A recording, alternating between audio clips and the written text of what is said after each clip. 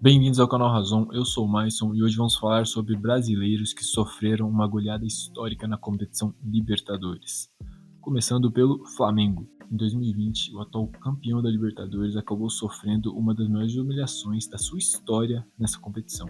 Ainda na fase de grupos, enfrentando o Independente Del Valle, sim, o time do Suco, o clube carioca acabou tomando incríveis 5-0, não viu a cor da bola. E aí tem gente que coloca ali, né, aquela desculpa da altitude, 2.850 metros. Sim, a gente vai ver nesse mesmo vídeo, tem altitudes até a mais que complicaram os times brasileiros, mas não podemos negar que foi um fator nessa derrota humilhante do Flamengo. E claramente a equipe treinada por Domenech Torrent não estava preparada para aquilo. O técnico acabou sendo cobrado e logo depois não aguentou os resultados e foi demitido. Eu sei que esse é o pior resultado do Flamengo. Agora o jogo já passou, temos que tentar ganhar o próximo jogo porque, eu repito, é uma liguilla, não é a 2 jogos. Se fora de 2 jogos seria um autêntico desastre. E a altitude faz mais uma vítima na Libertadores. O nosso querido Atlético Paranaense não aguentou a pressão dos bolivianos, The Strongers. Todo clube brasileiro que vai jogar lá sabe que é difícil. Quando eles vêm jogar aqui no Brasil, normalmente a gente goleia eles, né? Mas jogar naquela altitude é quase impossível. A gente sempre tem essa dificuldade e não foi diferente com o Atlético Paranaense, né? Tomou 5 no lombo e na época era o querido Fábio Carille, que acabou sendo demitido logo após o massacre, no dia 4/5 de 2022. Mas nem todos os males, né, prejudicam tanto o time, pois depois do nosso querido Carille, quem assumiu o Atlético foi o Felipão e acabou levando o time à final daquela Libertadores. Não foi vencida, mas foi uma campanha muito honrosa do clube paranaense. E agora vamos falar do Imortal, o nosso querido Grêmio, que vai aparecer um outro clube que já está nessa lista, que é o Flamengo, só que dessa vez aplicando a goleada no Grêmio, né? Esse 5-0 em 2019, aquele time mágico do Flamengo, foi um jogo muito especial, né? Porque marcou de um lado o Renato Gaúcho, falando que jogava o melhor futebol do Brasil, e tinha o melhor do futebol do Brasil sendo aplicado por Jorge Jesus no Flamengo.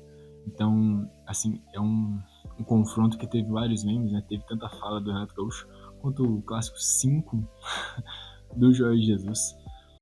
Um é casual. 2 pode ser, aconteceu. 5.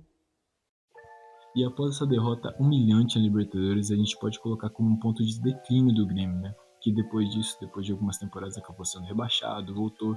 Com a chegada, verdade, do Luizito Soares e com o Renato Gaúcho novamente no comando, o clube ainda conseguiu ali pegar uma segunda posição do brasileiro, mas acho que foi só, né? O Luizito carregou aquele time, o Grêmio novamente tem dificuldades. É um clube que tenta se reestruturar, ainda tenta se livrar de tudo que o Renato deixou lá. O Renato ganhou muita coisa, foi muito importante, mas também deixou raízes não tão boas naquele clube. Tomara que o nosso querido Imortal volte. Vamos voltar um pouco no tempo, mais aproximadamente 1995. Vamos falar de Palmeiras versus quem? Nosso querido Grêmio voltando aí, só que dessa vez sendo superior na partida. E essa partida, gente, o Palmeiras tinha um clube realmente muito rico para a época. Você tinha Roberto Carlos, tinha Rivaldo, Cafu. E do outro lado tínhamos um Grêmio comandado por Felipão, e dentro de campo o nosso querido Renato Portaluppi, que fez chover com assistências, dribles e levou o time para cima do Palmeiras. O Cruzeiro jamais havia perdido tão feio. O zagueiro Espinosa cortou o lançamento, aí depois se enrolou, foi inventar de driblar ali. Loaiza chegou chutando, 1-0 Real Potosí. E o que é um lançamento bem feito, né? Por cima da defesa. Pintos ficou livre. E eu sei que já falamos sobre a altitude nesse vídeo, mas dessa vez é um absurdo, porque estamos falando de 4.000 metros acima do mar.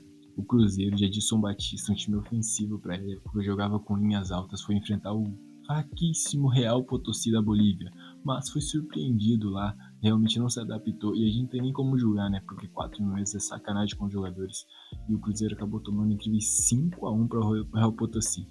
Uma eliminação ali não foi eliminação, foi fase de grupos. Quem foi eliminado foi o Real Potosí na própria fase de grupos, sendo que a única vitória foi em cima do Cruzeiro e essa goleada. Então realmente para ele jogar em casa era tudo, porque fora de casa não conseguiram resultados. E o Cruzeiro acabou avançando em segundo, mas caiu nas oitavas de final para o Boca.